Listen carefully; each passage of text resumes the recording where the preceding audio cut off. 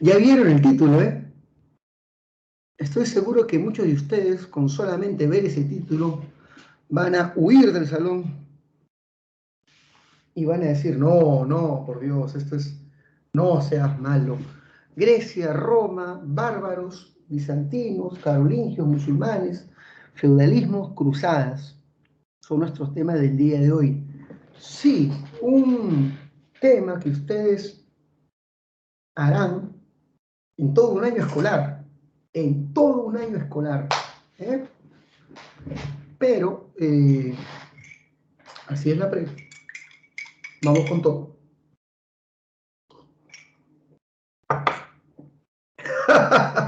Anilla, ya morí y empezó. Listo. Si al acabar en el otro salón, ¿cómo están chicos? Y me escribieron, gato, me maté de risa. Gato, eran los chibolos. Ya estaban destruidos. Muy bien. Comenzamos. Grecia es una civilización desarrollada en Europa de Oriente. Su área nuclear, su área de desarrollo, es esta península llamada la península de los Balcanes. Esta famosa península concentra las más importantes ciudades griegas, como Atenas, cuna de la democracia, Esparta, la mayor potencia militar del mundo griego, Tebas, que fue la tercera potencia después de Atenas y de Esparta. Los griegos están vinculados al mar Egeo. El mar Egeo es el mar de los griegos. Y en el mar Egeo hay una gran cantidad de islas, hay cientos de islas. A esta región de Grecia se le llama Grecia insular, formada por las islas del mar Egeo. Vamos a escribir, esta es Grecia insular, llamada o formada por las islas del mar Egeo. Grecia insular es distinta a Grecia peninsular. La Grecia peninsular está formada por la península de los Balcanes, es el territorio continental. La Grecia insular es el territorio formado por las islas del mar Egeo. Dentro de todas las islas, vas a acordarte de esta, la isla de Creta, que es la isla más grande y la más famosa. Dicho sea de paso, según la mitología y las leyendas, el rey legendario de esta isla fue el famoso rey Minos, aquel que tuvo un hijo monstruoso, que fue pues el Minotauro. Muy bien. Ahora escucha. Los griegos van a colonizar las costas occidentales de Asia Menor y llamaron a toda esta región Jonia. Así que todos van a decir, Jonia es el nombre que le dieron los griegos a las costas occidentales de Asia Menor. Y en Jonia construyeron grandes ciudades como Mileto, por ejemplo. Mileto es famosa porque esta ciudad es la cuna de la filosofía. Los griegos son padres de muchas ciencias y de muchas artes. Son padres de la filosofía, de la lógica, del teatro, entre otras cosas. Pero el mayor aporte griego es sin duda la democracia. La democracia nace en Atenas y su creador fue un político llamado Clístenes. Es el padre de la democracia griega. Pero hagamos una aclaración antes de seguir. Una aclaración. La democracia griega es distinta a la democracia moderna. Nuestra democracia suele ser incluyente, cada vez más personas con más derechos. La democracia griega no es así, la democracia griega es excluyente. Solamente tenían derecho los varones ciudadanos, quienes no ingresaban a los derechos de ciudadanía. Las mujeres no eran ciudadanas, tampoco los esclavos, tampoco los extranjeros, y esa fue una pregunta de examen de admisión. ¿Quiénes son esos excluidos de la democracia? Mujeres, extranjeros y esclavos. Chicos, ¿se entendió hasta ahí? Pregunto, ¿hasta ahí estamos claros? ¿Se entendió la primera PPT? Por favor, verificar, ¿eh? ¿Se entendieron? Sí, go, siga. Si no entienden, ponen retro y me dicen que debo repetir. Sí, Carlos, Grecia se divide en tres regiones básicas. Mira el apuntador láser, ¿ah? Esta zona se llama Grecia peninsular. Está formada por la península balcánica. Aquí están las más importantes ciudades. Esta zona es Grecia insular, formada por las islas. Y Jonia son las costas occidentales de Asia Menor. Son las tres regiones griegas, amigo Carlos, ¿eh? Gracias por tu pregunta. Muy bien. Obviamente, no voy a explicar todo, ¿eh? Tengo que hacer un resumen. Tengo que hacer un resumen. ¿Eh? Listo.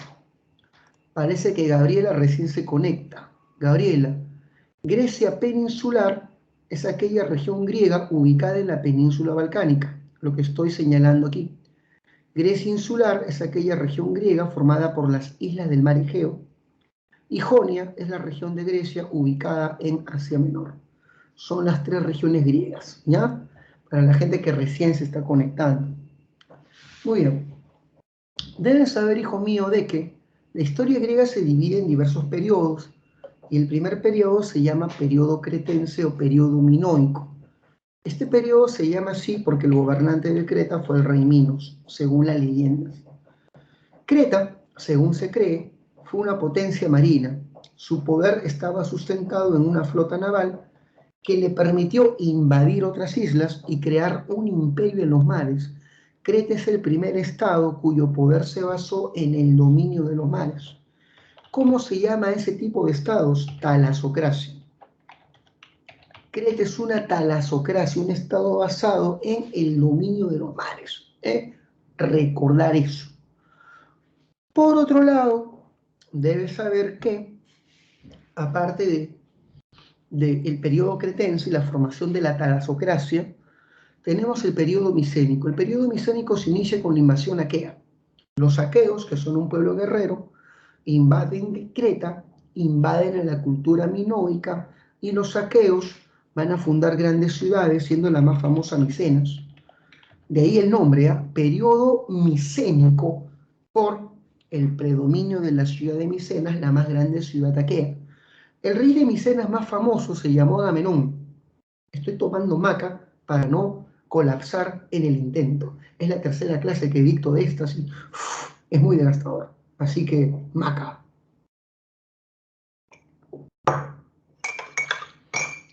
Ya me siento poderoso. Muy bien. Bueno, en el periodo micénico aparece el rey Agamenón. Y Agamenón, ahorita respondemos la pregunta, es responsable de declararle la guerra a una ciudad del Mar Negro llamada Troya. Si te preguntan en tu examen de admisión en qué periodo de la historia griega se dio la guerra de Troya, en el periodo micénico, vas a decir. A ver, ¿quién tiene una pregunta? Alguien levantó la mano, pero no sé quién es porque está oculta entre las muchas personas. No, profe. ¿Quién levantó la mano? Yo, Andrea. Ok, hijita. Con tal que no me Una digas, pregunta. quiero ir al baño como vos tienes. Dime. No, ¿el periodo cretense es lo mismo que decir el minoico? Sí, el periodo cretense o minoico. A esta civilización se le llama civilización cretense o minoica. Es lo mismo. Y el periodo micénico es el periodo de los aqueos. Ya está. Muy Gracias, bien. profe. Ya, hijita. ¿Alguien más antes de seguir? ¿Hay otra mano levantada? Hay otra mano levantada. De Kurai. A ver, Kurai, dime tu pregunta. No, ya bajó la mano. Kurai estaba haciendo el saludo a la romana de los nazis. Muy bien. Sigamos. En el periodo oscuro se da la invasión de los dorios, eolios y jonios. A estos grupos se les llama los indoeuropeos. Estas tribus de origen indoeuropea, dorios, jonios, eolios, invaden Grecia, introduciendo la forja del hierro. El hierro es una tecnología introducida por los dorios y, como bien ha dicho Carlos, los dorios son los fundadores de Esparta. Después, son los fundadores de Esparta. Esparta nace como ciudad en el periodo arcaico. En el periodo arcaico surgen las polis. Los jonios fundan una polis o ciudad llamada Atenas, los dorios fundan Esparta, y hay una característica de las ciudades griegas, que ninguna de estas ciudades se unió a otra para formar un gobierno general y centralista, no. Las ciudades griegas se mantuvieron autónomas, separadas y rivales entre sí. Los griegos nunca unieron sus ciudades para formar un estado centralizado, como pasó en Egipto o Roma. No, los griegos son como los sumerios, vivían divididos en ciudades autónomas toda su historia. Cada ciudad era un estado en miniatura. A pesar de estar divididos políticamente, los griegos estaban unidos culturalmente. Habían elementos que los conectaban culturalmente. ¿Cuáles son esos elementos? Los unía la lengua, la religión y sus costumbres compartidas. Estaban unidos por vínculos culturales, pero separados políticamente en polis. Hablaremos del periodo clásico, que es el periodo de la hegemonía ateniense y espartana. Chicos, ¿se entendió la segunda PPT? Por favor, paso a la tercera, paso a la tercera. ¿Se entendió todo hasta ahí? Verifiquen. Verifiquen.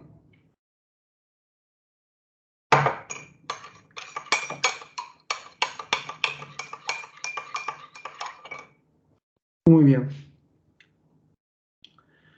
El llamado periodo helénico se divide en tres momentos. El periodo oscuro, que es la llegada de los pueblos indoeuropeos como los dorios, jonios y eolios, y la introducción de la forja del hierro. El periodo arcaico, que es el periodo en que surgen las polis o ciudades-estado. Y el periodo clásico, que es el periodo en que dos ciudades, Atenas y Esparta, lograron la hegemonía, el predominio, la superioridad por encima de otras ciudades. Estos tres periodos forman parte de la llamada civilizaciones helénicas. Ahora sí está mejor, ¿sí? Ahora sí está mejor. Ya está. Hablemos pues de Esparta. Esparta fue el estado más militarizado del mundo griego. Esparta fue fundada por los dorios. Estos eran orgullosos, pues decían descender del linaje de Hércules. Eran hombres con una complexión física envidiable. 1,80 m, agarrados, puro músculo. Era gente brava. Ustedes han visto la película 300. Ahí se puede ver a los soldados espartanos, esos que tienen cocos por todos lados, recontra fuertes en términos físicos. Así son los espartanos. Muy bien.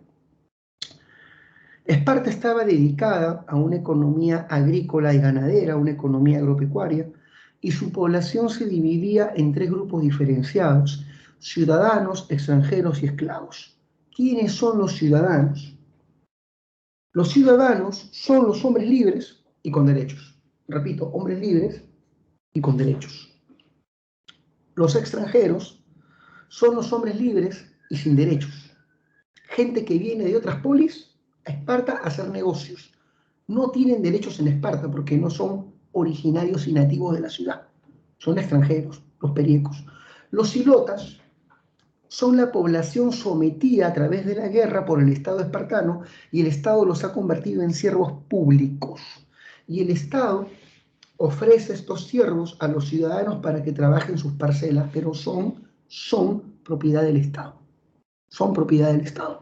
Hasta ahí todo está claro, ¿verdad? En Esparta los ciudadanos son llamados homoioi, que significa los iguales.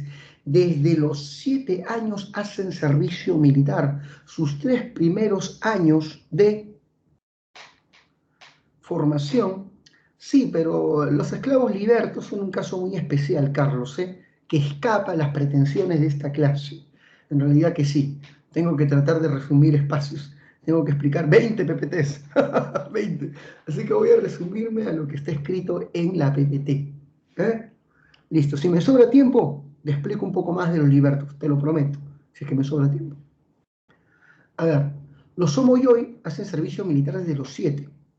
Los abandonan en un bosque 3 años para que aprendan a supervivir por su cuenta, como el entrenamiento que le dio Piccolo a Gohan cuando lo abandonó. ¿Se acuerdan que Gohan era un niño en Dragon Ball bastante consentido? Piccolo lo abandona a su suerte para que aprenda a supervivir por su cuenta. Algo así es la formación espartana. Y hacen servicio hasta los 60. ¿Eh? En Esparta se practica la eugenesia, la selección de los recién nacidos. Un recién nacido es llevado a la cima del monte Taygeto, donde los sacerdotes observan el cuerpo de la criatura. Si la criatura tiene alguna deformidad congénita, el niño es desechado, lanzado desde la cima del monte por los barrancos, porque en Esparta no hay lugar para los mal formados, ya que todos son soldados y todos descienden del linaje de Heracles.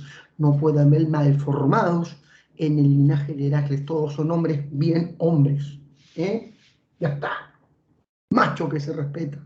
Jajú, macho espartano. Macho espartano no puede ver dorama. Macho de machos no puede escuchar K-pop. Ya está. Ante la rabia que va a ser Rocío, obviamente. Sigamos.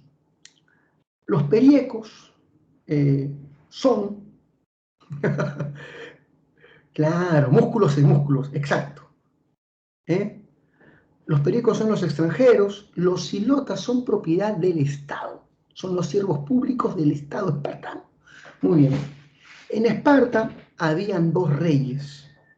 Un rey para asuntos militares, el más famoso fue Leónidas, el rey de la película 300, y el otro monarca estaba dedicado a asuntos más religiosos. Por encima de los reyes, porque Esparta es una diarquía, habían 5 fiscalizadores que supervisaban que los reyes se sometan a los dictámenes de la tradición espartana. A los dictámenes de la tradición espartana. Y debes saber de que los éforos son famosos porque podían destituir a un monarca, podían destituir a un rey si es que este rey atentaba contra la ley. ¿Se entendió, chicos? Entonces, si te preguntan en un examen, el verdadero poder ejecutivo en Esparta son los éforos. Por encima de los reyes, pueden destituirlos. ¿Qué tal? Chicos, ahora sí, ¿se entendió? Vamos, vamos, nos vamos a Atenas. Nos vamos a Atenas, chicos. ¿Todo bien?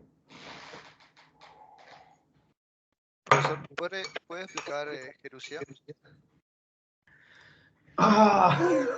Quiero ser rápido porque si no lo voy a acabar. La Gerusia era una asamblea de 28 ancianos mayores de 60 quienes preparan las leyes, las confeccionan, las elaboran, legislan.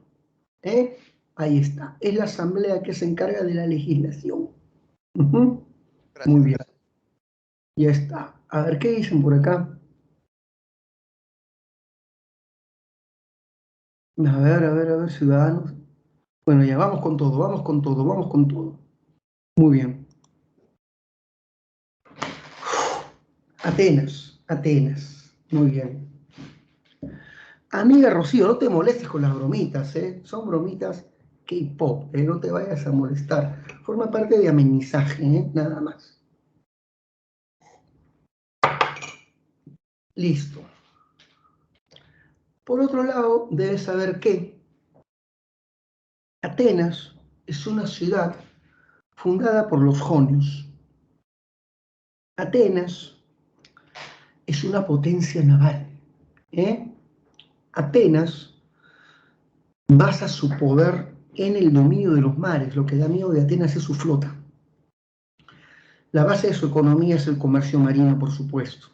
En Atenas los ciudadanos, llamados atenienses o eupátridas, voy a escribirlo, son aquellos eupátridas, son aquellos que concentran los derechos políticos. Los metecos son los extranjeros y los esclavos en Atenas sí son propiedad de un ciudadano que los compra en los mercados. En Atenas el esclavo es una mercancía. Atenas es una democracia y como democracia que es, Atenas es gobernada por las asambleas populares. Las asambleas son las instituciones más importantes de Atenas. Hay dos asambleas, la Bulé y la Eclesia. La Bulé es la asamblea que prepara las leyes. elabora las leyes, está formada por 500 ciudadanos, preparan las leyes pero no las aprueban. La aprobación está en manos de la Iglesia. La Iglesia está formada por 40.000 ciudadanos. Ellos aprueban la ley a través del voto, declaran la guerra y establecen los vínculos de paz. Así que en Atenas lo más importante es la Asamblea Popular, ya que en Atenas hay democracia. Muy bien. Ya, pasamos a las guerras médicas. Hasta ahí, ¿alguna pregunta? Dime, Joe.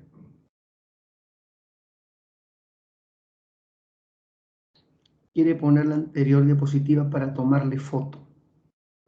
Chicos, ustedes le toman captura y luego esto aparece vendido. Aparece vendido en algunas páginas. Venden el material. ¿Qué es eso, por Dios? Bueno, ya sigamos. Las guerras médicas son las guerras entre entre los griegos y los persas. Se llaman guerras médicas porque a los persas se les llamaba Imperio Medo-Persa. De ahí el nombre, las guerras médicas. No es que se peleen los doctores, las enfermeras, no te pases, como un alumno me preguntó. Muy bien. Debes saber que las guerras médicas tienen por causa el expansionismo persa sobre Occidente. Los persas, sobre todo durante el gobierno de su emperador Darío, expanden su dominio hacia Asia Menor y hacia los Balcanes, dominando toda esta zona llamada Tracia, lo que implica el expansionismo persa sobre Europa, amenazando la autonomía de las polis griegas.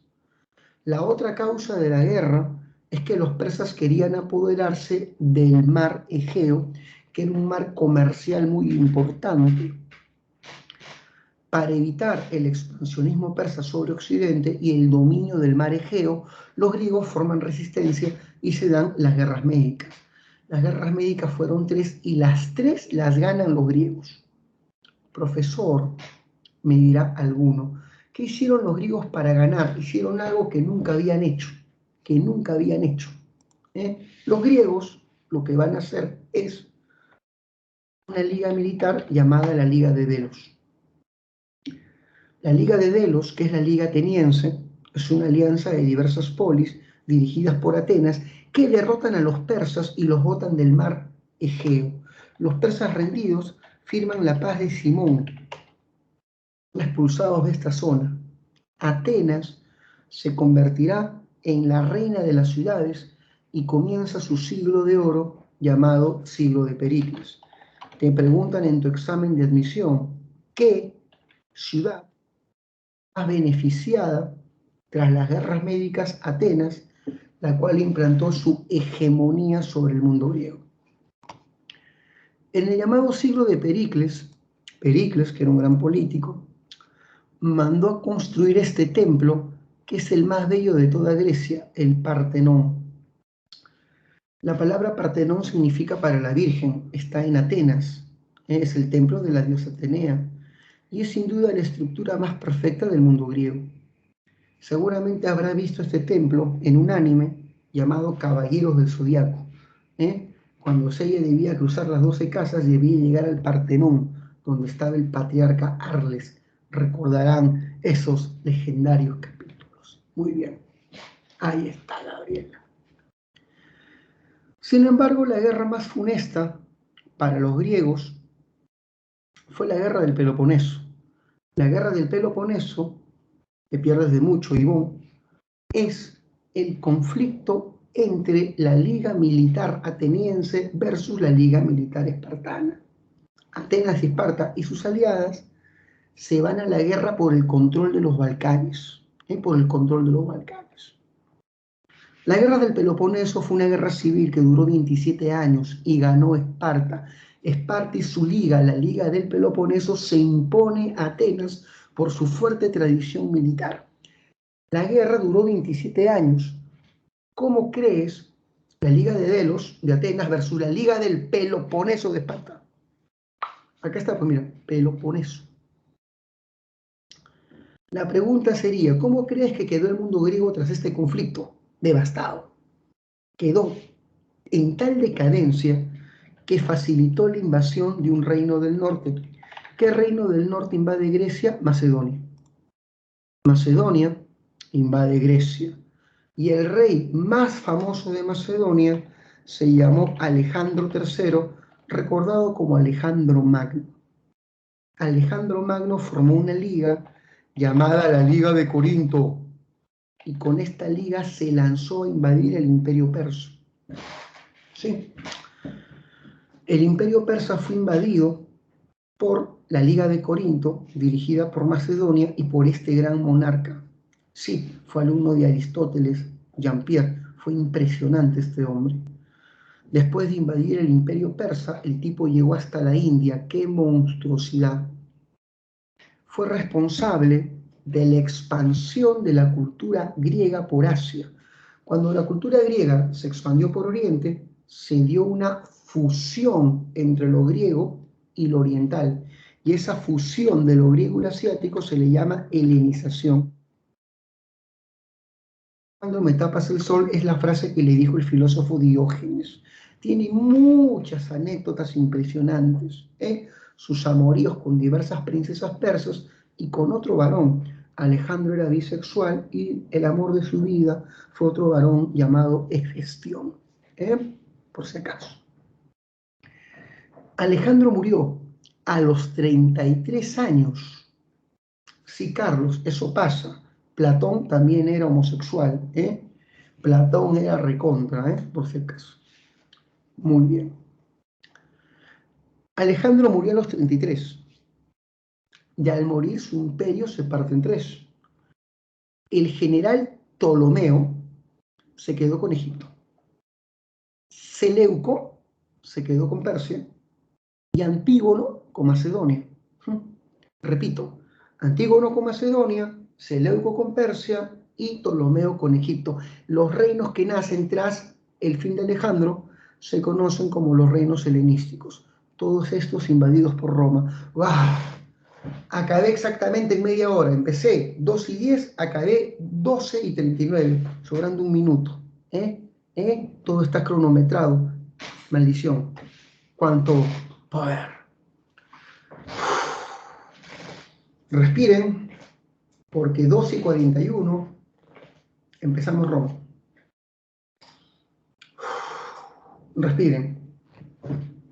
¿Alguna pregunta?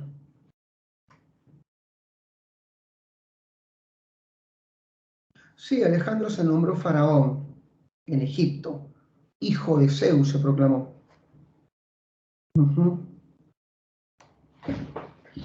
Ok, amigo, toma tu captura de pantalla y comercializa las PPTs de la pre. Espero que no. Espero que no. Chicos, si por ahí les queda alguna duda, hay un multichat. Es una herramienta importantísima donde hay diversos profesores listos para responder tus preguntas las 24 horas, 24/7. Así que, por favor, todos, cualquier consulta al multichat, donde van a poder asesorarte. Es una herramienta muy buena que cuenta la pre. Listo. Ahora sí, me libero. Me libero. Por favor, Rocío, ponme una imagen de Coreana que me dé ánimos, para poder agarrar energía. Por favor. Necesito una imagen de una linda coreana para poder estar fuerte. Así que ya, Rocío, por favor, busca una, busca una. Muy bien. Eran más de 12 generales, pero 3 fueron los hegemónicos, Mayeli. Muy bien. Ahora sí. Roma. Roma es una ciudad que surge en el centro de Italia, a orillas del río Tíber. Roma es una ciudad fundada por un pueblo más antiguo llamado los latinos. Sus fundadores legendarios fueron los gemelos Rómulo y Remo. Según la tradición, hijos del dios Marte, ellos fueron abandonados y rescatados por una loba. Ahí está, la loba Luperca, que los amamantó. Rómulo es el primer rey de Roma y mató a su hermano para llegar a dicho poder, según las leyendas. Los primeros reyes de Roma son los reyes latinos. Pero Roma será invadida. El primer pueblo que invada Roma, Usted te está atendiendo, no te entiendo, Rocío. No te entiendo, Pero tienes que buscar en imagen de coreana para poder animarme, Recuerda eso. Muy bien, repito. El primer pueblo que invadió Roma son los etruscos.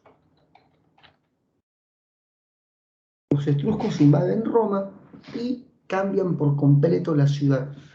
Roma, antes de los etruscos, era un pueblucho de mala muerte, olía mal, rodeada de pantanos, de acequias infectas con agua servida. Los etruscos construyen alcantarillados.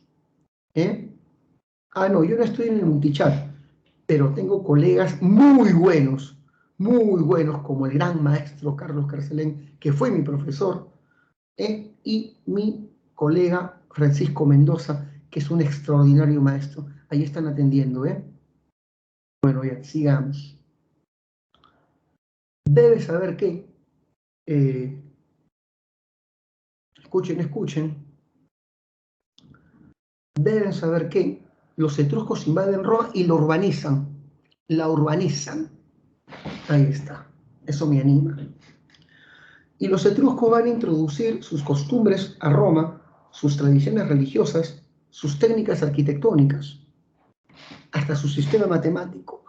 Y de aquí sale una idea importante. Lo que llamamos cultura romana es la fusión de lo latino y de lo etrusco. Repito, lo que llamamos cultura romana es la fusión de la tradición latina y la tradición etrusca.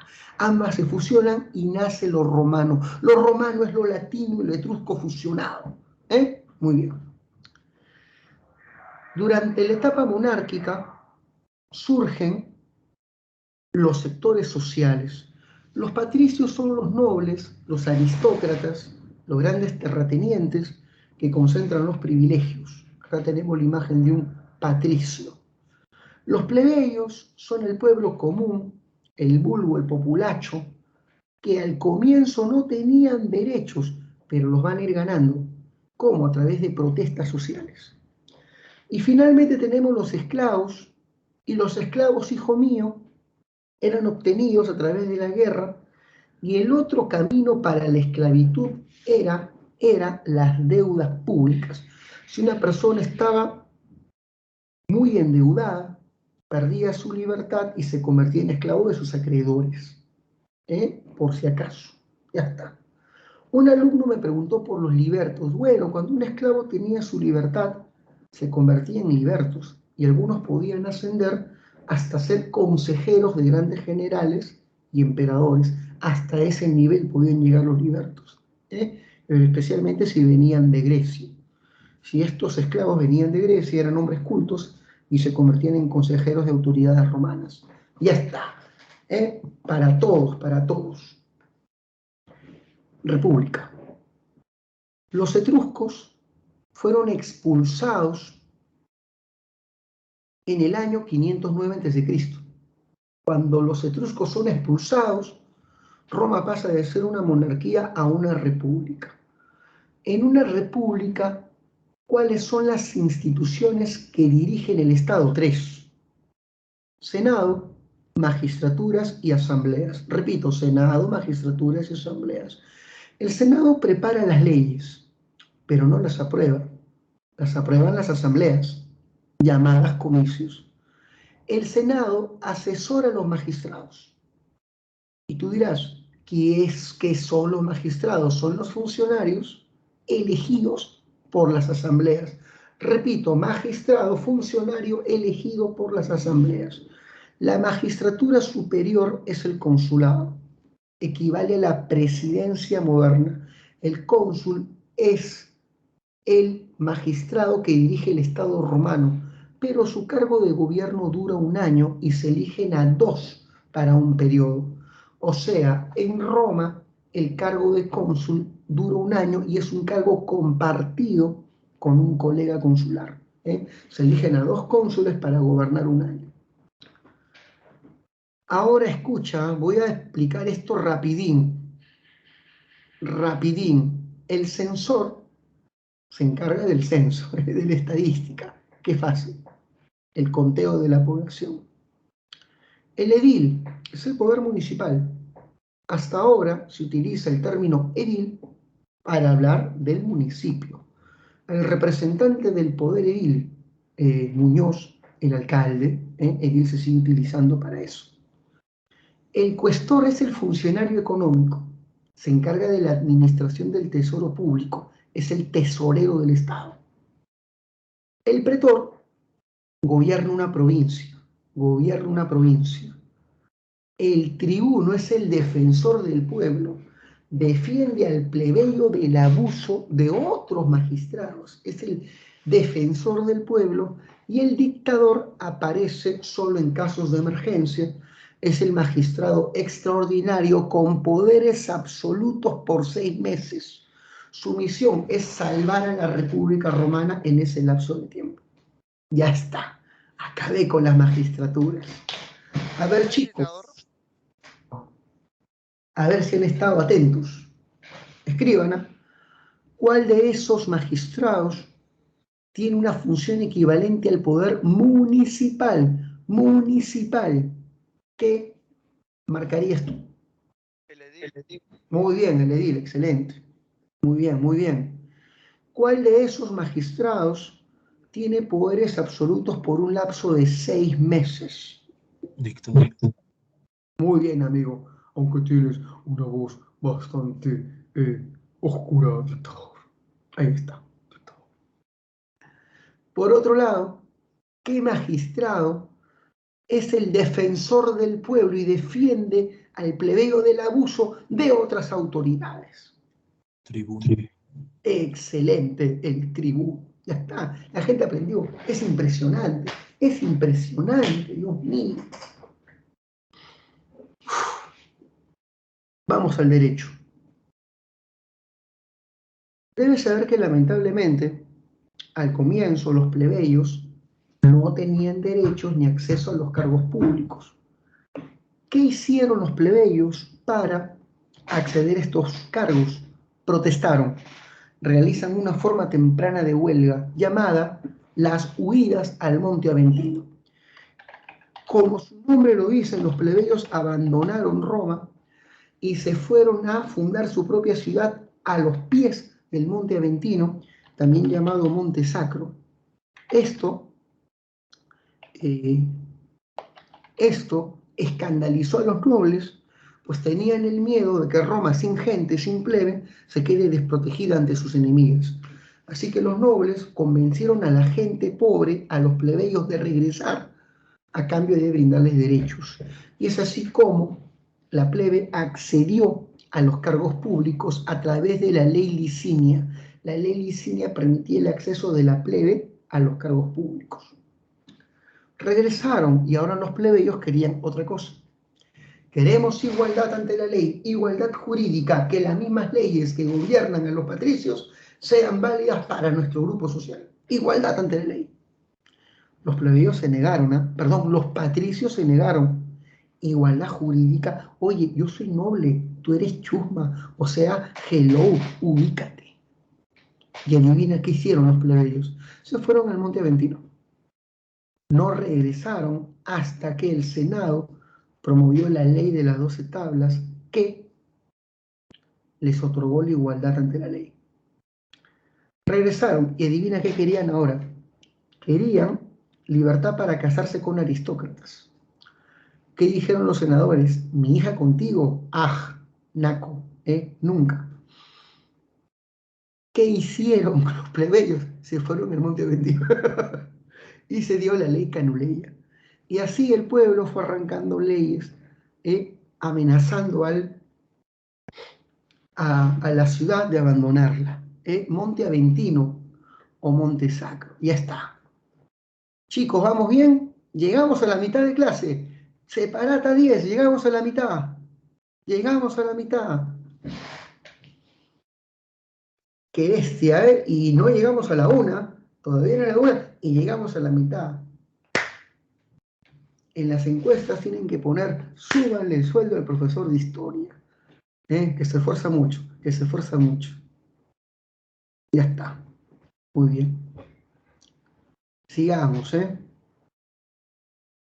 Ya por ahí faltan mis GIFs de coreanas para animarme, ¿eh? De vez en cuando suban uno, yo me animo. Muy bien. Sigamos. Escuchen, ¿eh? Debes saber que los romanos tuvieron muchas guerras,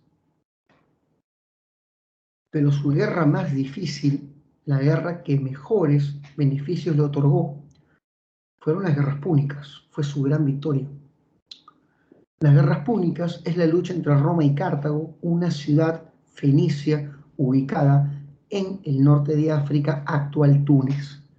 La causa de esta guerra fue el control del mar Mediterráneo, el control del Mediterráneo occidental. Las guerras fueron 3 y no fue fácil. Roma ganó las 3 guerras, pero en un momento dado estuvo a punto de ser destruida.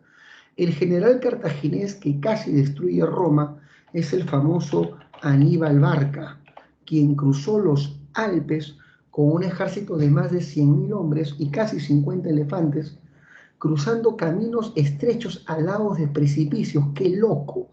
¡Qué arriesgado!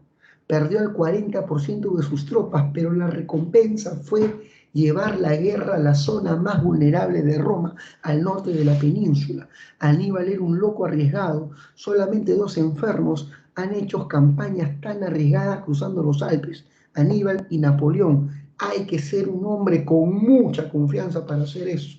Es muy peligroso. Muy bien. Pero a pesar de que Aníbal, ahí está, gracias Rocío. A pesar de que Aníbal derrotó a los romanos en múltiples batallas, no pudo tomar la ciudad. Roma se recuperó al mando de un general llamado Cornelio Escipión. Cornelio, acuérdate de tu ex, ¿ya? Y será Cornelio Escipión quien derrote a Aníbal en la batalla de Sama, que es la batalla más famosa de este conflicto. Roma destruyó Cartago en la Tercera Guerra Púnica, se apoderó del Mediterráneo y esclavizó a casi toda la población de Occidente, comenzando el comercio más lucrativo y terrible de esclavos.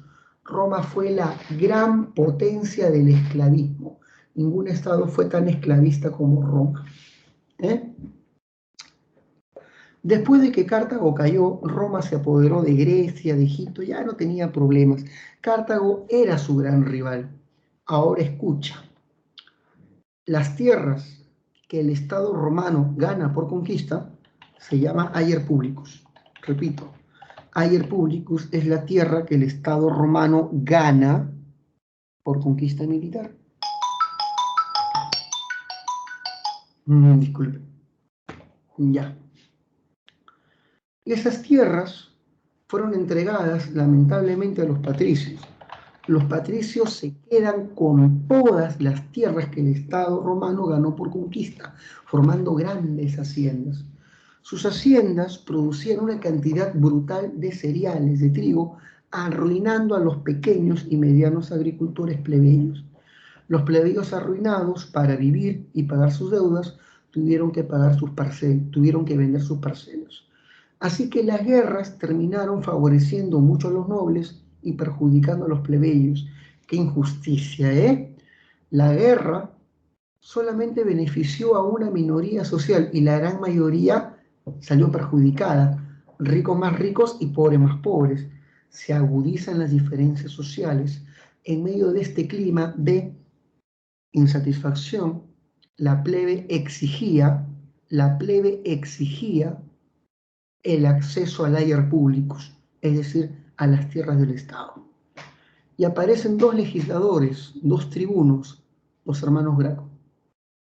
El primero de ellos propuso un proyecto de ley que el ager publicus se reparta entre la gente pobre.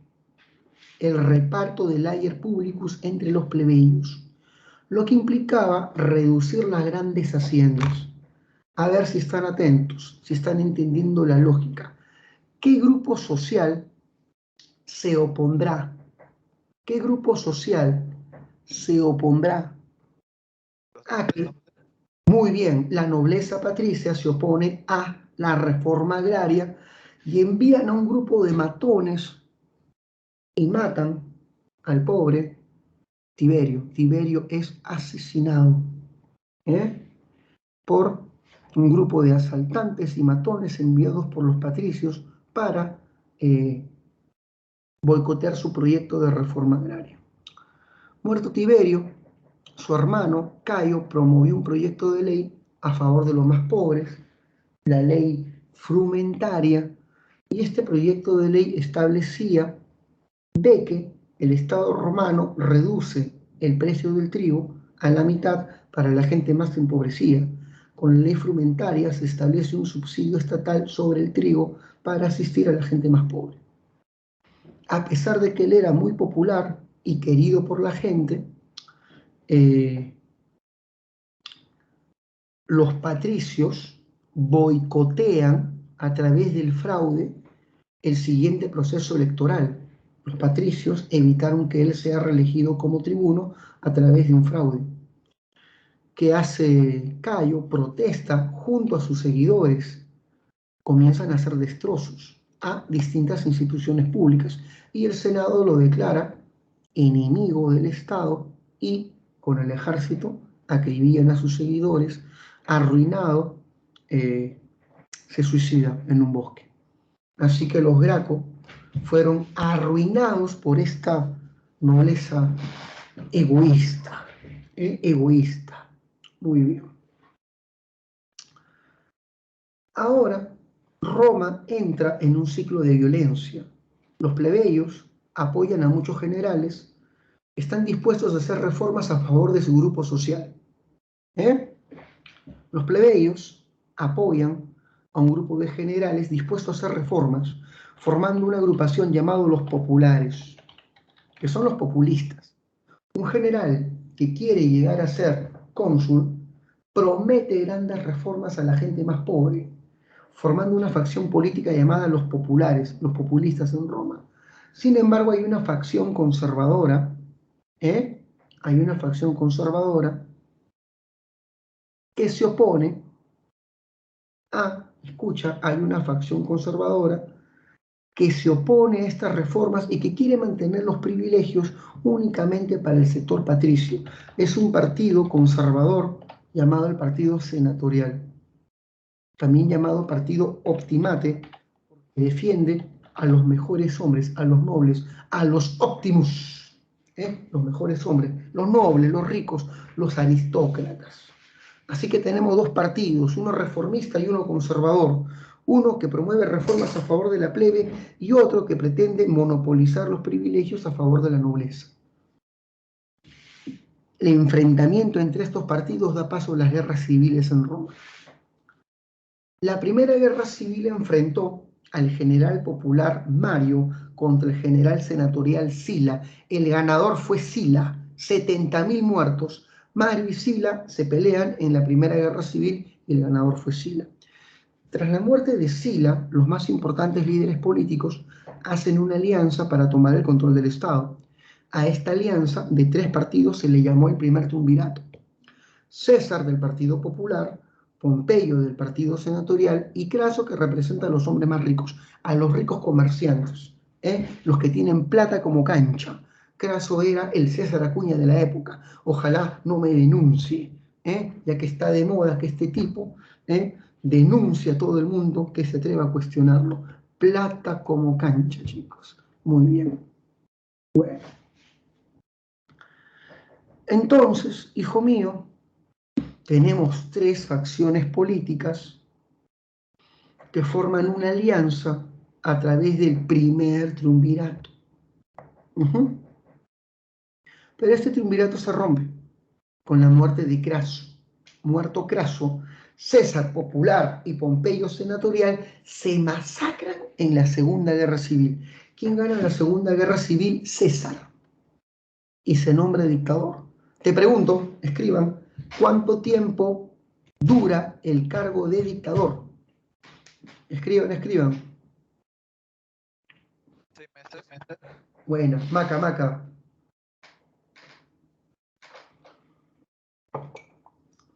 Seis meses, pero César dijo, dictador vitalicio, dictador para toda la vida. César estableció una dictadura a favor de los plebeyos, apoyándose en la plebe. Los patricios lo odian y planean su asesinato, lo van a matar. César es asesinado el 44 a.C., en marzo, por los senadores quienes lo apuñalan en este recinto sagrado que era el Senado. Lo apuñalan con el pretexto de que es un tirano. Muerte al tirano, y lo matan. Muerto César, aparecen los Vengadores, los Avengers. ¿Quiénes son? Octavio, Marco Antonio y Iron Man. Ya, Octavio, Marco Antonio y Lépido, del Partido Popular. Octavio era el sobrino de César y este partido jura cobrar venganza por su líder caído. Derrotan al Senado y se reparten Roma. El Senado ya es derrotado completamente. A pesar de ser aliados y del mismo partido, Octavio y Marco Antonio se enfrentan por sus ideas opuestas con respecto al gobierno republicano. Se enfrentan en la Tercera Guerra Civil. La Tercera Guerra Civil es una guerra entre dos personas de un mismo partido, se enfrentan. Marco Antonio se había vuelto amante de la reina Cleopatra de Egipto. Cleopatra había seducido a Marco Antonio y a César. Sedujo a César cuando éste tenía 50, Cleopatra tenía 18. Así que Cleopatra es una bandida. Una bichota. Muy bien. Octavio derrota a Marco Antonio y a Cleopatra y se convierte en emperador. Octavio se convierte en el primer emperador de Roma con el nombre de Augusto. Octavio Augusto le da a Roma lo que tanto necesitaba este país. Orden, por Dios, todo era conflicto interno. Él inicia un periodo de orden y estabilidad en la que el Estado romano gozó de una gran prosperidad económica, la Pax Romana. Con Augusto, el primer emperador, se inicia la Pax Romana. ¿Qué emperadores son los más famosos? Nerón, el emperador que gobernó cuando Roma se incendió. Y Nerón le echó la culpa del incendio a los cristianos. Los crucificaba y los quemaba. Un maldito Nerón.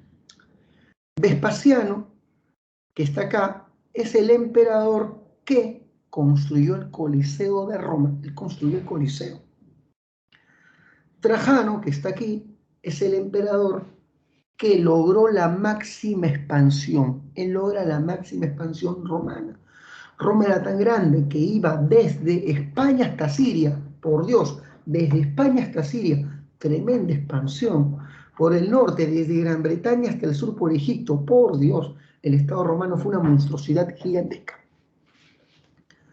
Recordemos al emperador Constantino.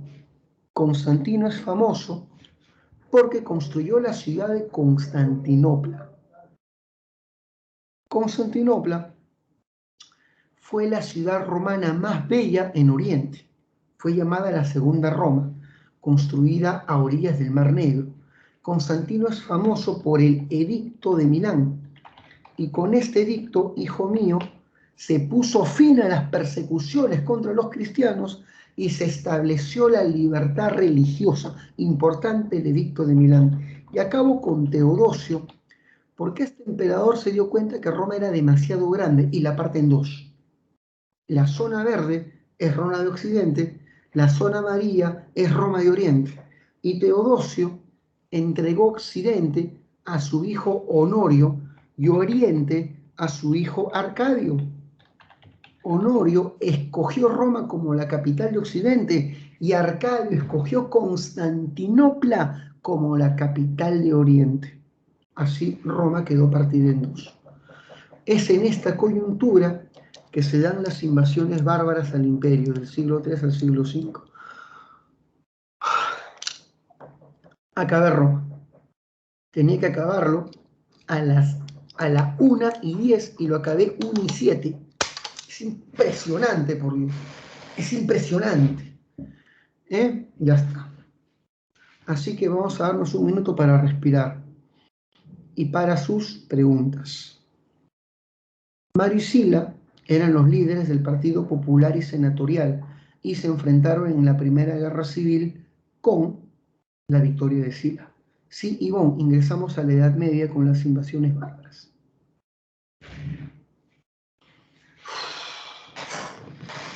¿Alguna pregunta, chicos?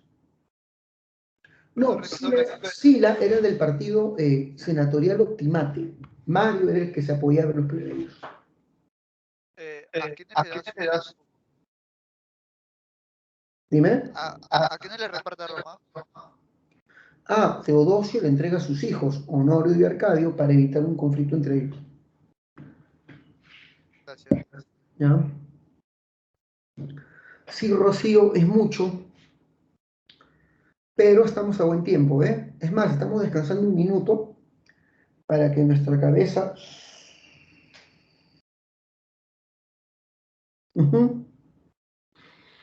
Eso ya es una interpretación, Carlos? Bueno, un minuto para que nuestra cabeza...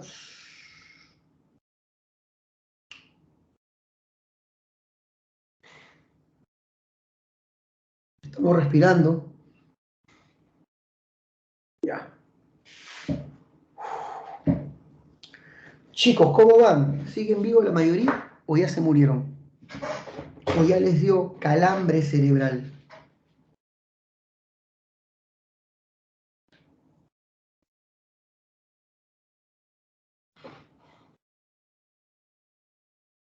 Pensé que te dolería la cabeza, Carlos, no la mano. Mucha información. Muy bien. Sigamos. Respiramos.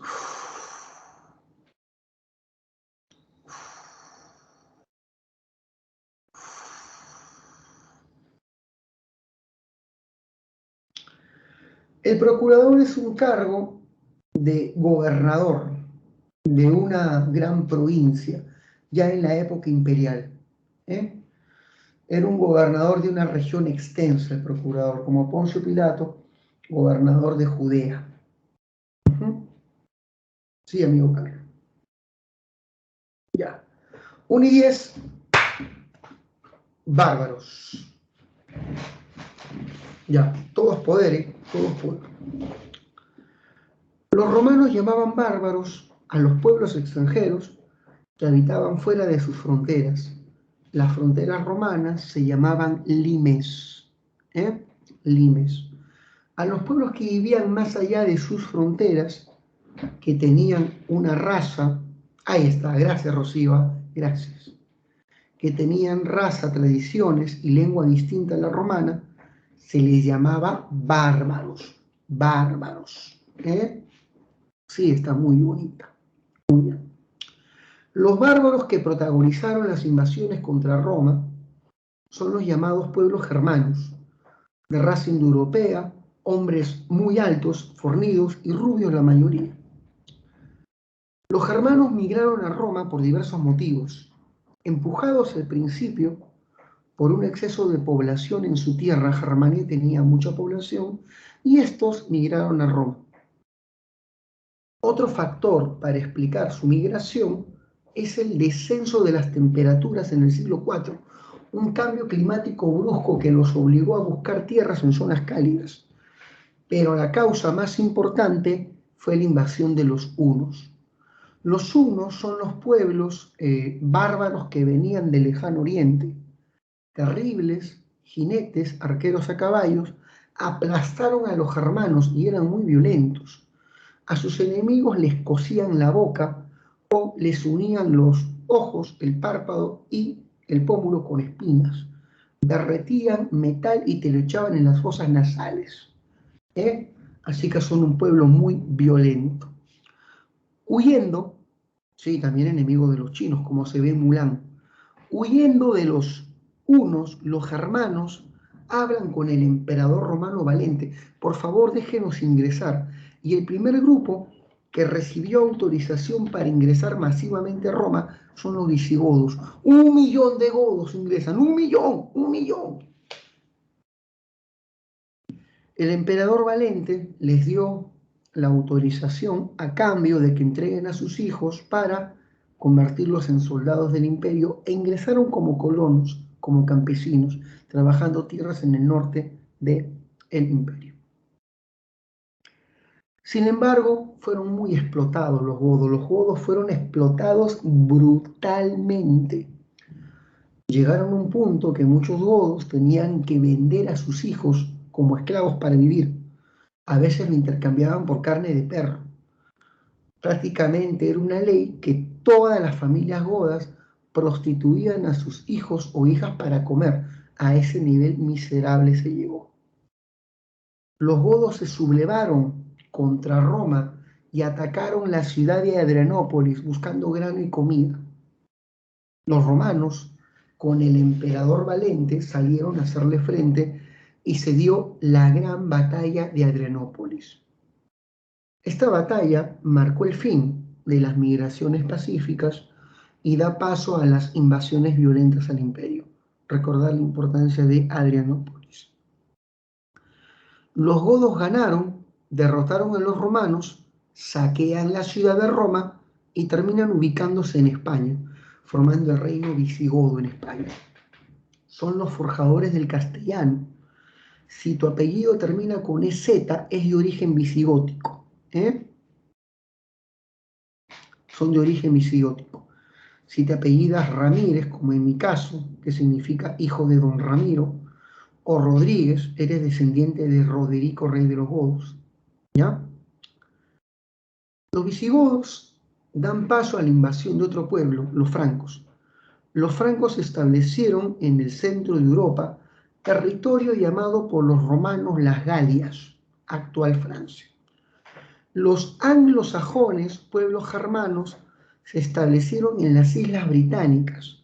Los anglos llamaron a la tierra de Britania Anglosterra, tierra de anglos, y viene la palabra Inglaterra, tierra de anglos. Los vándalos, un pueblo muy cruel, se establecieron en el norte de África, y finalmente los ostrogodos, primos de los visigodos, toman el control de Italia. Roma de Occidente desaparece. El último emperador de Roma de Occidente fue un niño de 12 años de edad llamado Rómulo Augustulo, el último emperador. ¿Qué pasó con Roma de Oriente? Sobrevivió a las invasiones y se convierte en otro imperio. Roma de Oriente se convierte en el Imperio Bizantino. Así que la Roma que desaparece es la de Occidente, ciertamente. Los pueblos bárbaros van a combinar su lengua germana con el latín y van a crear las lenguas modernas que actualmente se hablan en Europa, las lenguas romances. Los francos crean el francés, los visigodos el castellano, los ostrogodos el italiano. Los francos son el primer pueblo bárbaro en convertirse al cristianismo, sí. Y los francos, cada vez que invadían un territorio, propagaban la fe cristiana. Así que una consecuencia de las invasiones es que los francos promueven la expansión de la fe cristiana. Los bárbaros van a implementar su modelo económico en Occidente. Ellos viven en aldeas, se dedican a la agricultura y a la ganadería, van a establecer una economía rural en Occidente, sembrando las semillas para el sistema feudal. El feudalismo hunde sus raíces en este precedente que fue la ruralización de Europa Occidental por las invasiones bárbaras.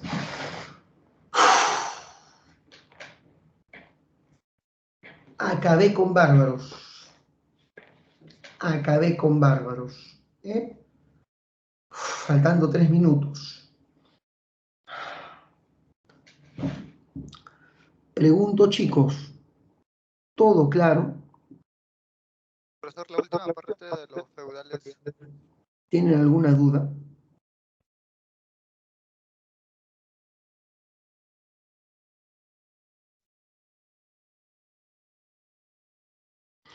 El primer reino germano que adoptó el cristianismo fueron los francos. Fueron los francos. El resto de pueblos germanos creía todavía en Odín, en Thor, en Loki y los dioses de Asgard, ¿ya? Ya está.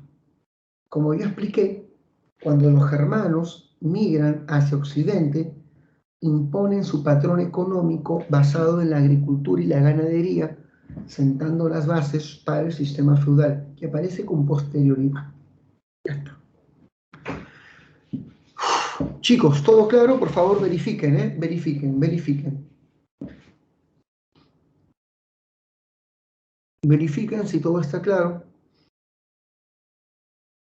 ¿Están vivos? ¿Podemos seguir? Muy bien, Ivonne está poderosa.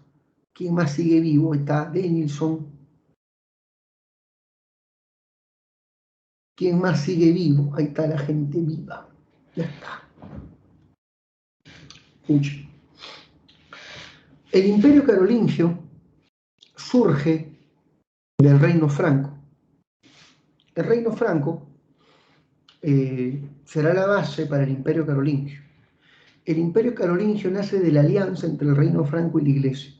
El más famoso rey franco se llamó Carlomagno, famosísimo Carlomagno, porque cada vez que anexaba un territorio imponía en ese territorio la fe cristiana.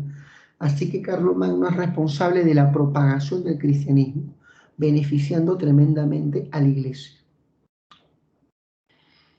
Debes saber que el Papa León III decidió llamar a Carlomagno para darle una recompensa, pasar la noche con él, la Nochebuena, la Navidad, por supuesto.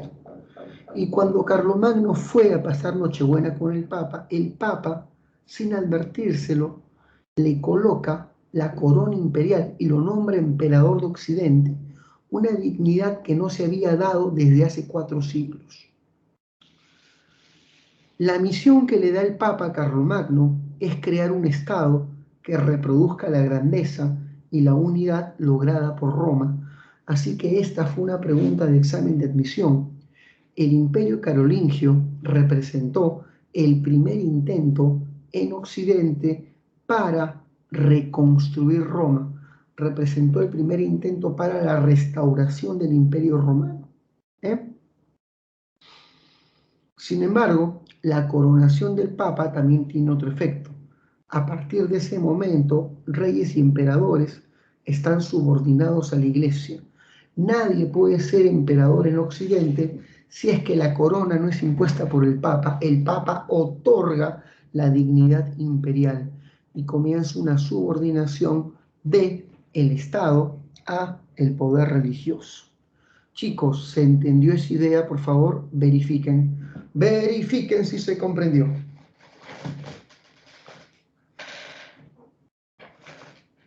Verifiquen si comprendieron esta subordinación del Estado a la Iglesia. Ya está. Estuve explicando, Carlos, de que cuando el Papa le coloca la corona a Carlomagno, se establece que ningún rey puede convertirse en emperador si es que no obtiene esta dignidad de parte del Papa. El Papa nombra emperadores, lo que significa que reyes y emperadores están subordinados al poder pontificio, a la Iglesia. Un Estado subordinado al poder religioso. Eso es lo que representa la coronación de Carlomagno, ¿ya? Por si acaso. Eso es lo que quería decir Carlos. El Imperio Carolingio tuvo por capital una ciudad llamada Aquisgrán y se dividía en 3 grandes unidades administrativas: ducados, condados y marcas. Un ducado es como un enorme departamento gobernado por un duque. Un condado es como una provincia gobernada por un conde. Y una marca es una zona fronteriza y militarizada dominada por un marqués en las fronteras. Debes saber que estos territorios eran supervisados por un inspector llamado missi dominici. El missi dominici es el encargado de supervisar el cumplimiento de las órdenes del gobierno central en las provincias, por si acaso. Así que es la figura de inspectoría. Carlomagno es famoso porque restituyó los estudios clásicos. Queriendo emular a Roma, creó 3 tipos de escuela, siendo la más famosa la escuela palatina, la escuela para nobles. Ahí estableció 2 sistemas de estudio, trivium y quadrivium, que reproducían las materias de estudio clásico, las materias de estudio del mundo grecorromano. Así que Carlomagno restauró los estudios de la antigüedad clásica, los estudios siguiendo el modelo griego y romano. Sin embargo, todo tiene su final. Carlomagno se murió. Y tras su muerte, sus nietos comenzaron guerras civiles que llevaron el imperio a su decadencia. Sus nietos se enfrentaron y decidieron fragmentar el imperio y partirlo en 3, con el tratado que representa la muerte de dicho estado. El Tratado de Verdún marca el final del imperio carolingio, que se parte en 3 para los nietos de Carlomagno. Carlos el Calvo, nieto, se queda con Francia. Luis el Germánico, nieto, se queda con Germania, y Lotario con la zona central. Así desaparece el imperio carolingio.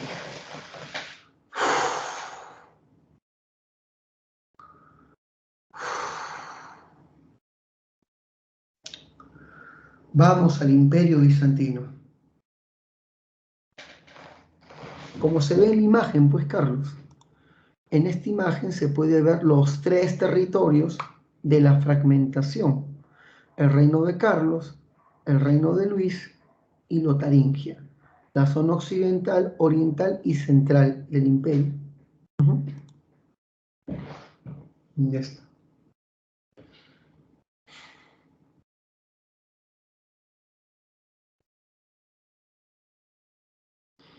En realidad no puedo desarrollar el curso en etapas, como por ejemplo la etapa merovingia, la etapa carolingia, los reyes holgazanes. No puedo hacer eso. ¿Por qué? Porque no puedo acabar, pues. No puedo acabar. Así que lo siento, amiga Ivonne. Lo siento. Podríamos decir que el imperio carolingio se forma en 2 etapas. Una etapa en la que eran un reino, y luego la etapa imperial, que se inicia con la coronación de Carlomagno. Muy bien. Imperio bizantino. Imperio bizantino. Muy bien. Necesito un respiro, Necesito un respiro, por Dios. Me estoy muriendo. Sí, 1 minuto para respirar,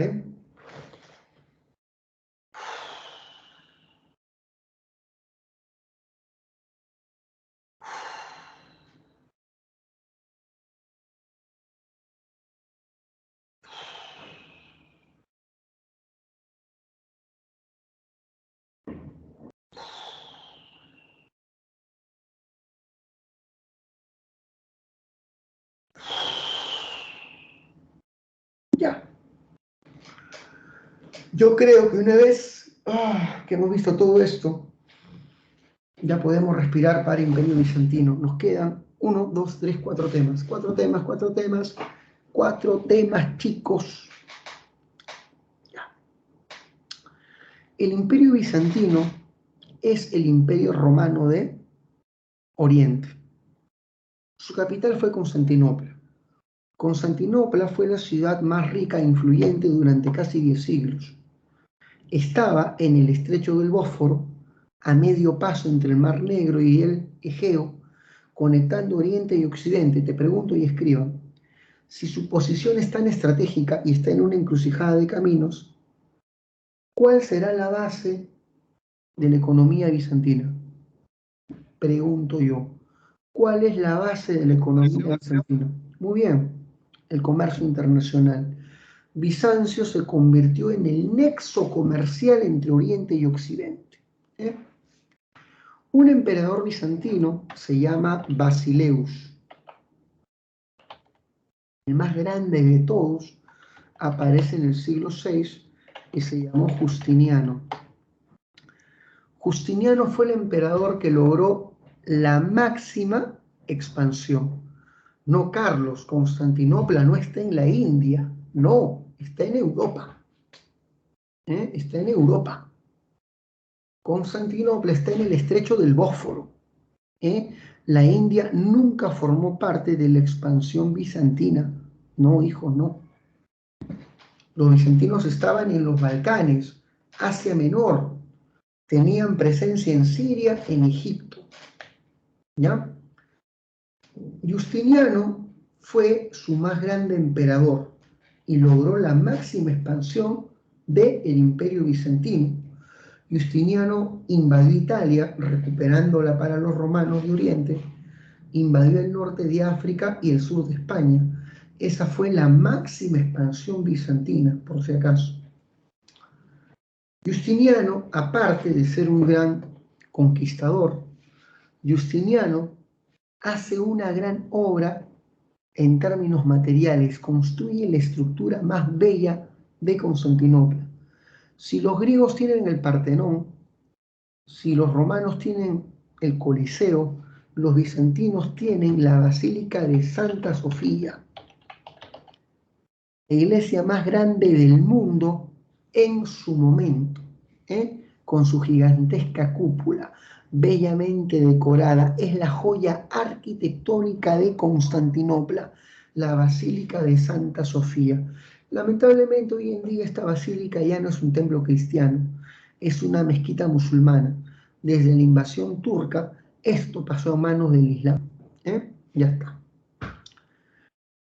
Justiniano complementó su obra legislativa recopilando el derecho romano. Justiniano recopila el derecho romano y elabora una obra jurídica sin precedentes llamada el Corpus Juris. Corpus Juris Civilis, escuchen ustedes, es la recopilación y codificación del derecho romano. Repito, es la recopilación y codificación del derecho romano hecha por Justiniano. Está compuesta por 4 libros. Ya está. Así que Justiniano, máxima expansión, Justiniano, Basílica de Santa Sofía, Justiniano, recopilación del derecho en el Corpus Juris.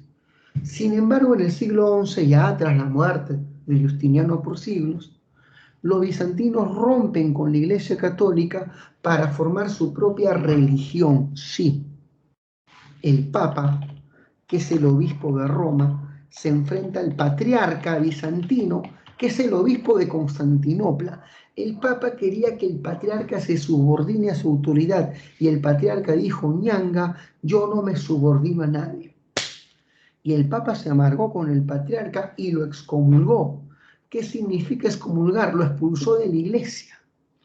Y el patriarca no aceptó la excomunión del Papa y dijo: ¿tú qué me vas a excomulgar a mí, viejo pelado y prostático? Yo te excomulgo a ti. Y el patriarca expulsó al Papa de la iglesia. Dios mío, acabó en una mutua excomunión. Los bizantinos rompen con la Iglesia Católica para formar su propia religión llamada Iglesia Cristiana Ortodoxa. Iglesia Cristiana Ortodoxa. A esta ruptura entre católicos y ortodoxos se les llama la Cisma de Oriente. La Cisma de Oriente fue la primera ruptura dentro de la cristiandad, separándose en 2 iglesias, católica en Occidente y ortodoxa en Oriente.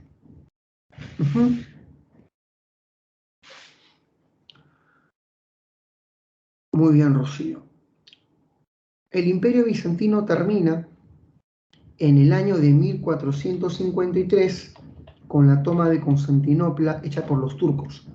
Los turcos con sus nuevas armas, los cañones, las bombardas, atraviesan los muros bizantinos, toman la ciudad y ponen fin a este estado.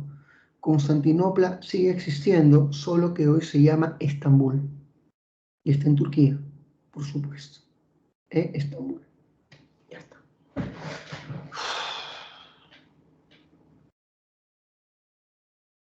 Acabé. Musulmanes. Nos quedan 3 clases. 3 clases. Chicos, hasta ahí. ¿Están aguantando? ¿Pueden vivir todavía? Hoy se llama Estambul, Angel.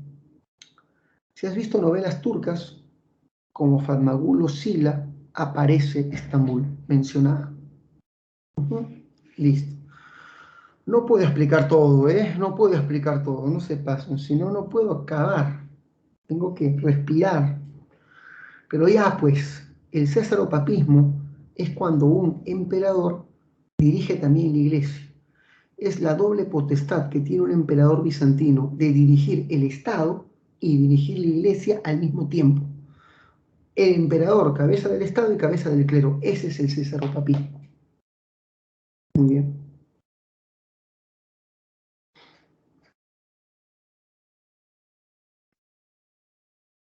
Ya está. Toma foto. Musulmanes. El imperio musulmán surge en Arabia, tierra desértica del cercano oriente, donde las ciudades más famosas son la Meca y Medina, las ciudades más famosas de Arabia.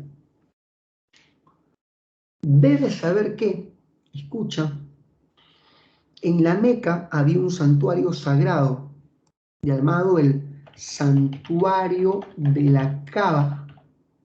El santuario era el lugar de culto más sagrado de Arabia. Aquí se adoraba a más de 300 dioses. Los árabes eran al comienzo politeístas, y estaban divididas en tribus. Cada tribu gobernada por su propio jeque, su propio líder. Así que Arabia estaba fragmentada en múltiples tribus y Arabia tenía una religión politeísta. Todo esto va a cambiar cuando nazca el profeta Mahoma. Mahoma nació en la Meca, era huérfano de padre. A los 13 se convierte en guía de caravanas, dedicado al comercio, en contador de una rica y adinerada mujer llamada Jadilla. Esta mujer quedó impresionada con la honestidad de Mahoma y le propuso matrimonio, ya que era viuda, a pesar de que tenía 15 años mayor que Mahoma, y Mahoma aceptó. Le dijo, no me importa que usted sea mayor que yo, como dice ese reggaetón clásico. Y debe saber que Mahoma se convierte en un rico comerciante. Llevando sus productos a Palestina, a Jerusalén, Mahoma adopta ideas judeocristianas para crear una religión completamente nueva llamada el Islam. La palabra Islam significa pues sumisión a Dios, Mahoma cuando tenía 40 recibió la revelación del Islam por parte del ángel Gabriel.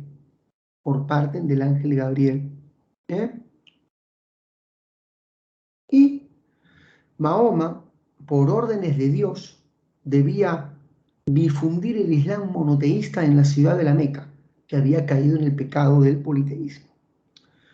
Mahoma no tuvo éxito, la gente no quiso abandonar sus prácticas tradicionales y Mahoma, con unos cuantos seguidores, abandona la ciudad de la Meca y migra a la ciudad de Yatrib, también llamada Medina. A ver, ahí está Yatrib, también llamada Medina. Huida del profeta se le llama la Égira, importantísimo suceso en la historia musulmana, ya que marca el origen del calendario árabe.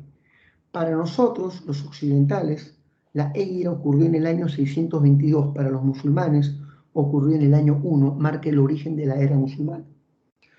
La ciudad de Yatrib acogió la fe de Mahoma y Mahoma llegó a tener miles de feligreses. Con tantos seguidores, Mahoma invadió la Meca, la invade y la obliga a integrarse a la fe monoteísta islámica. Luego, con el poder de las armas, Mahoma sometió a todas las tribus y las unió bajo la misma religión. A través de la fuerza, Mahoma unió a las tribus y las integró bajo un gobierno central, unidos por una misma fe, que es el Islam. Atención con lo que voy a decir. Te preguntan, ¿por qué es importante el profeta Mahoma? Por la creación del Islam y por la unificación de Arabia. Se murió su mujer, la tía, y Mahoma se casó 7 veces, tuvo 7 mujeres. Le dejó un vacío muy grande su primera esposa. Su esposa más joven, dato turbio, tenía 9 años de edad. 9 años. El profeta Mahoma se muere y tras su muerte gobernaron sus sucesores, los llamados califas. Califa significa sucesor. La palabra califa significa sucesor y van a haber 3 califatos. El califato ortodoxo, el califato omeya y el califato abasi. Los califas ortodoxos gobernaron desde la ciudad de Medina, los califas omeya desde la ciudad de Damasco y los califas abasi desde la ciudad de Bagdad. Te preguntan en tu examen, ¿cuáles fueron las capitales del mundo musulmán? 3, Medina, Damasco y Bagdad, cada una capital de un califato distinto, ortodoxo, omeya y abasi respectivamente. Cada califato tiene una característica distinta. Los ortodoxos inician la expansión. Los omeya logran las máximas conquistas, llegando a conquistar incluso España, logran la máxima expansión territorial. Y los abasi son los responsables del esplendor artístico y cultural. El libro sagrado de los musulmanes se llama el Corán, y el Corán habla de 5 obligaciones que deben tener todos los musulmanes, los 5 preceptos de su fe, que son la fe, la confesión de fe, la oración, la limosna, el ayuno y la peregrinación. Repito, fe, oración, limosna, ayuno y peregrinación. En el periodo abasi, el periodo de esplendor cultural, aparece un matemático persa extraordinario, Al-Jawarizmi. Y Al-Jawarizmi es el padre del álgebra, de esta bella ciencia.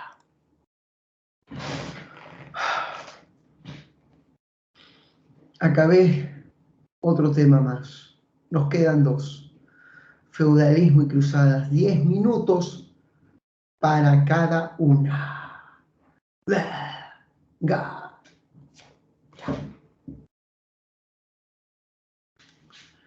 Carlos son Medina, Damasco y Bagdad. Medina, Damasco y Bagdad.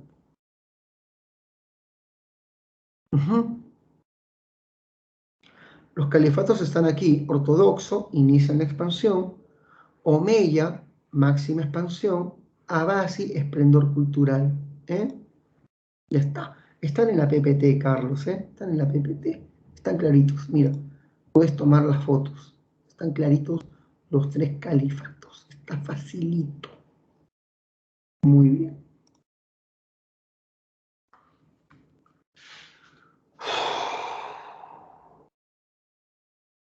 Respiramos para feudalismo. Ya. Chicos, ¿siguen vivos? ¿Todavía respiran?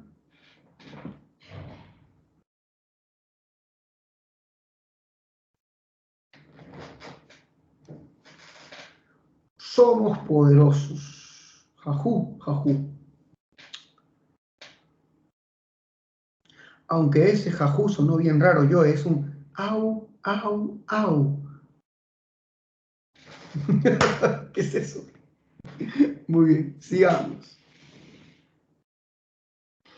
El feudalismo.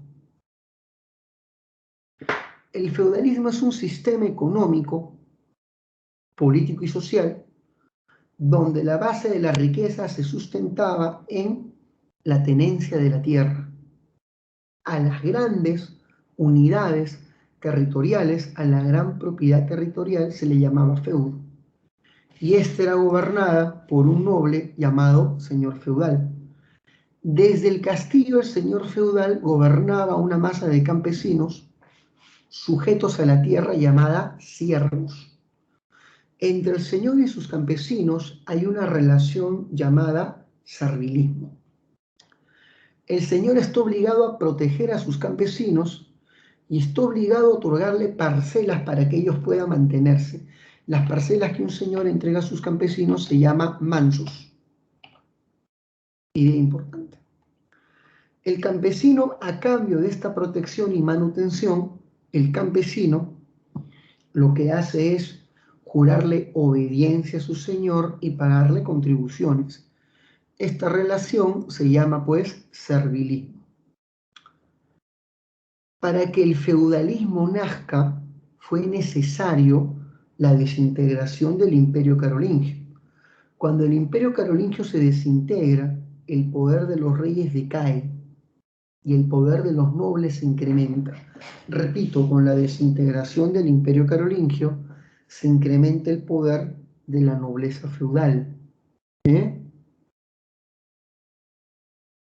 ¿Amas a la pre o la odias, Rocío? Por ser tantos temas. Ok, sigamos. Bueno, ahí tenemos una chica con la actitud correcta, aunque no sé si ese amor es,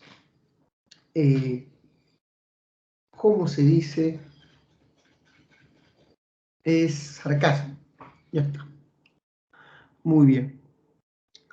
Bueno, con la ruina de los reyes, los señores feudales se hacen fuertes. La nobleza se hace fuerte. Repito, la nobleza se hace fuerte. Y los nobles evolucionan y se convierten en señores feudales. Así que la nobleza feudal surge gracias a la decadencia del poder de los reyes producto de la desintegración del imperio. En el siglo IX, Europa es invadida por los bárbaros vikingos. Estos son unos malditos, ¿eh? Los vikingos matan, violan, degüellan, son bastante crueles, pero crueles en extremos, locos, enfermos. Los vikingos saquean y devastan ciudades, generando un clima de inseguridad terrible. La gente abandona las ciudades y busca refugio en el campo. En el campo la gente busca protección de un señor feudal y el señor protege a los campesinos siempre y cuando estos renuncien a su libertad y se conviertan en los siervos. Es así como se forma a los llamados siervos feudales, gente que ha renunciado a su libertad a cambio de protección por el clima de inseguridad generada por las invasiones vikingas. Pregunto, ¿qué pasa con las ciudades? Se reducen, quedan despobladas, la gente huye al campo y hay un predominio de la vida rural. Te pregunto, si el 80% de la gente vive en el campo, ¿a qué se van a dedicar? Escríbelo. ¿Cuál es la base de la economía feudal? Las actividades agropecuarias, muy bien. Y pregunto, si el poder de los reyes se ha reducido y hay múltiples autoridades basadas en poderes feudales, ¿qué pasa con el poder en la época feudal? El poder no está centralizado. No hay un gobierno centralista, no hay un rey que concentre la autoridad. Al contrario, el rey es débil. El poder se fragmenta en múltiples soberanías feudales. Cada señor es el amo de su respectiva región. No hay una, sino múltiples autoridades para un extenso territorio. Muy bien, descentralización política, poliarquía, hay muchas maneras de decirlo, Mailey. La población se divide en estamentos y son 3 estamentos, los que pelean, los que rezan, los que trabajan. Los que pelean son la nobleza feudal, formada por los grandes señores, siendo la guerra su principal actividad. Los que rezan están formados por los miembros de la iglesia, religiosos y eclesiásticos. La iglesia controlaba la vida intelectual, se encargan del control ideológico de la población. ¿Te parece gracioso? Porque ellos justifican su poder, ya que ellos garantizan la salvación de las almas inmortales de la población cristiana. Puro floro, puro floro. Así que controlan ideológicamente a la gente. Los laboradores son el pueblo llano, aquellos que trabajan para mantener a los estamentos superiores. Por otro lado, hijo mío, pero así forma el poder, pues Carlos, el poder se configura así. Y siempre habrá poder, siempre habrá poder. Pregunto, ¿en qué grupo quieres estar? Es la pregunta que importa. Ahora, no se puede transformar el mundo en una utopía de igualdad. Eso ya se intentó y no se puede. No se puede. Lo que debes hacer entonces es preocuparte para estar en el grupo que tiene más poder y así allanarle camino a tu descendencia. ¿Quieres ayudar a la gente? Ayúdala desde una posición de poder, con donaciones, ayudando a gente pobre, pero para eso tienes que estar en una posición de poder para generar una ayuda efectiva. Protestando y gritando no se logra nada. Muy bien. Sigamos. El vasallaje es la relación entre dos nobles. Un noble subordinado a otro noble más poderoso. El noble subordinado se llama vasallo y el noble más poderoso es el señor. Este vasallo le hace un juramento de fidelidad a su señor, ofreciéndole sus servicios políticos y militares. Señor, si usted cae prisionero, yo pago el rescate, yo tengo dinero. Si usted va a la guerra, yo tengo tropas, cuente con mis tropas. Los servicios que da un vasallo son servicios que solamente pueden ser ofrecidos por un hombre libre de estatus, un noble. Y le hace un juramento de fidelidad a su señor a través de una ceremonia llamada el homenaje. Se arrodilla, le toma las manos a su señor, se la besa las manos y le dice: a partir de ahora soy vuestro hombre y estoy a su servicio. A cambio de esto, el vasallo recibe una enorme propiedad territorial que es un feudo, pues. A partir de ahora te doy el condado de tal territorio y a partir de ahora recibirás títulos, tierras e incluso siervos. Eres, no yo, todos los hombres fuertes son vasallos de otro hombre más fuerte. Un duque puede ser vasallo de un rey y un rey puede ser vasallo de otro rey más poderoso. Lo importante es tener relaciones de vasallaje para que un señor más fuerte que tú te proteja. Es muy importante tener un señor o tener vasallos. El señor ofrece feudos a cambio de servicios a través de una ceremonia llamada la investidura. La investidura. A través de la investidura, el señor le entrega un obsequio a su vasallo que representa la transferencia del feudo. Toma este obsequio que representa la transferencia del feudo. ¿Se entendió? Chicos, ¿todo claro hasta ahí? Pregunto.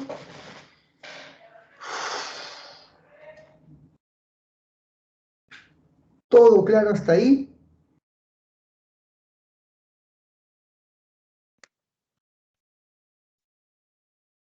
El obsequio podía ser cualquier cosa, una espada, un anillo, que represente la transferencia del feudo. Cuando te ganas un carro, ¿qué te dan como símbolo de transferencia? La llave. La llave es el obsequio que representa la transferencia de un auto. Ya, algo así. Muy bien.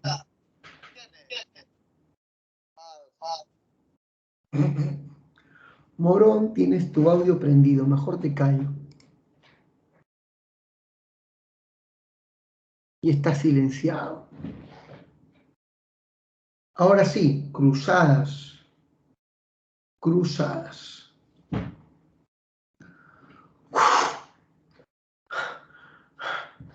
Último tema. Lo hice todo. Lo hice todo. Me merezco mi coreana de recompensa, ¿eh? Por favor, hija, ponme mi imagen. Muy bien. ¿Cuáles son las cruzadas? Las cruzadas son un conflicto bélico, una guerra de grandes connotaciones religiosas. Ahí está, muchas gracias, muchas gracias. Las cruzadas es un conflicto bélico, una guerra de connotaciones religiosas donde se enfrentan dos religiones, cristianos y musulmanes. Cristianos y musulmanes. Los cristianos están representados por la Iglesia.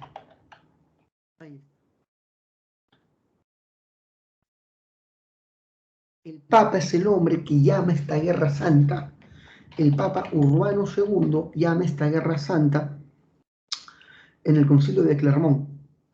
Claro, esa es la frase que dice Carlo, Deus levoit, que significa Dios lo quiere, Dios lo dispone.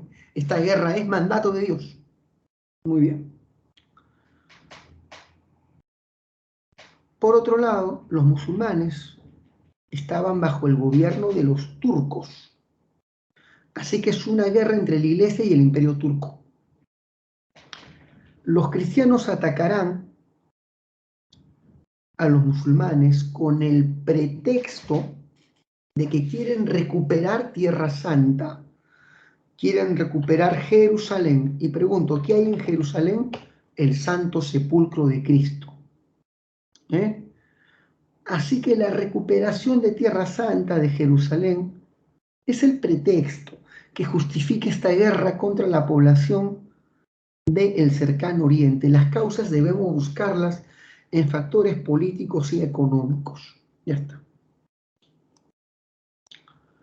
¿Cuáles son las causas reales? Para muchos estudiosos, las cruzadas representan la expansión del sistema feudal hacia el cercano oriente. El sistema feudal será expandido o buscará expandirse a través de una guerra. Las cruzadas son la guerra que permitiría a la población cristiana occidental expandir su modelo económico feudal hacia el cercano oriente a través de una guerra. Representan la expansión del feudalismo. Los señores feudales, que son los que van a pelear, buscan riquezas saqueando ciudades musulmanas, tierras para fundar señoríos y cobrar impuestos. Es el afán de lucro. El Papa Urbano II llama a la guerra en su afán de tener protagonismo y recuperar prestigio para la Iglesia. Así que hay diversos factores políticos y económicos. Las cruzadas se dividen en 8 campañas militares. Así que son 8 cruzadas. Las que preguntan en los exámenes son 2. La primera y la tercera. La primera cruzada se llama Cruzada Popular.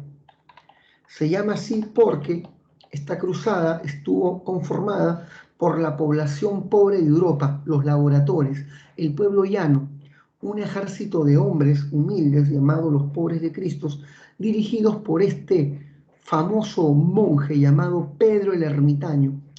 Esta cruzada de los pobres fue un fracaso total. Fueron aplastados, capturados y convertidos en esclavos. La cruzada popular dio paso a la cruzada señorial. Popular y señorial son las 2 etapas de la primera cruzada. La etapa señorial estuvo dirigida por el famoso duque Godofredo de Bouillon, y este tuvo un éxito tremendo. Conquistó Jerusalén, invadió Jerusalén. Sí, hay una cruzada de los niños Camila, pero no forma parte de la lista de 8 cruzadas oficiales. Es una cruzada extraoficial que no forma parte del listado original. Los cristianos toman Jerusalén y los musulmanes llaman a su guerra santa. La guerra santa musulmana se llama yihad. Los musulmanes llaman a expulsar a los cristianos de sus tierras y el líder de la yihad es un famoso sultán turco llamado Saladino. Saladino expulsó a los cristianos y recuperó Jerusalén para la causa musulmana. El Papa, furioso por la pérdida de Jerusalén, llama a la tercera cruzada, la cruzada de los reyes, es la tercera cruzada, y el rey más famoso que peleó en esta cruzada es el rey de Inglaterra, llamado Ricardo I Corazón de León. Él se enfrenta contra Saladino y al final termina esto en un empate técnico, el Pacto de Siria.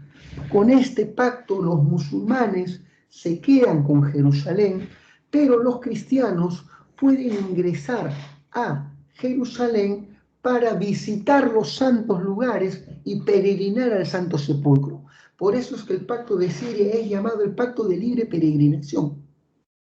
¿Cuáles son las consecuencias de estas guerras? De las 8 cruzadas, los cristianos ganan una. Los señores son expulsados de Oriente en ruina. Comienza la decadencia del poder feudal. Pregunto, si los señores feudales están en decadencia, ¿quiénes aprovechan esta debilidad de los nobles para recuperar su poder perdido? Los reyes. Hay un fortalecimiento del poder monárquico. Tienes que saber que, gracias a las cruzadas, los cristianos recuperan el control del mar Mediterráneo. El mar Mediterráneo es ganado para la causa de la cristiandad occidental. Y gracias a las cruzadas hay grandes intercambios culturales entre cristianos y musulmanes. Los cristianos adoptan los números arábigos para reemplazar los números romanos, que nos sirven para hacer operaciones matemáticas, y adoptan el álgebra como un sistema necesario para la contabilidad. Hay intercambios culturales. Claves: 1, casa; 2, casa; 3, casa; 4, beso; 5, avión. Lo escribí mal. ¿Está bien? 1, casa; 2, casa; 3, casa; 4, beso; 5, avión. Ahí está.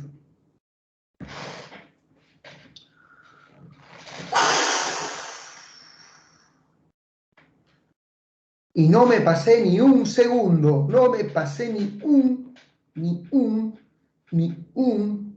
segundo. Muy bien. Lo siento, Lucero, ¿eh? Es porque has estado sentada mucho tiempo. Muy bien, listo. Se me cuida mucho. Gracias por la atención. Gracias por aguantarme, ¿eh? Nos estamos viendo. Un aplauso para ustedes porque son recontra bravos para aguantar tremendo nivel, ¿eh? Muy bien. Listo. Cuídense mucho. Nos vemos.